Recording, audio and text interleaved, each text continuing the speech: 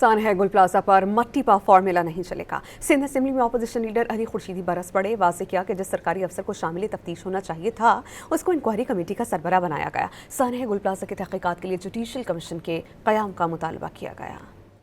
मतलब मजाक और नॉन सीरियसनेस की इंतहा ये है, एक सरकारी अफसर जिसको खुद शामिल तफ्तीश होना चाहिए था उसको इंक्वायरी कमेटी का सरबराह बना के इंक्वायरी की जा रही है। आज 10 दिन गुजर गए हैं।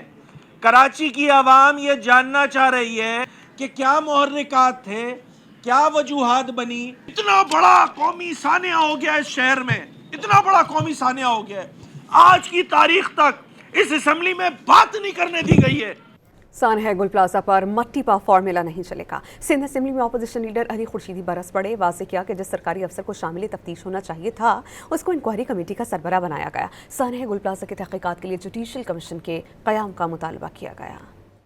मतलब मजाक और नॉन सीरियसनेस की इंतहा ये है, एक सरकारी अफसर जिसको खुद शामिल तफ्तीश होना चाहिए था उसको इंक्वायरी कमेटी का सरबराह बना के इंक्वायरी की जा रही है।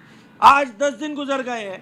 कराची की आवाम ये जानना चाह रही है कि क्या मुहर्रिकात थे, क्या वजूहात बनी। इतना बड़ा कौमी सानिया हो गया इस शहर में, इतना बड़ा कौमी सानिया हो गया है, आज की तारीख तक इस असेंबली में बात नहीं करने दी गई है।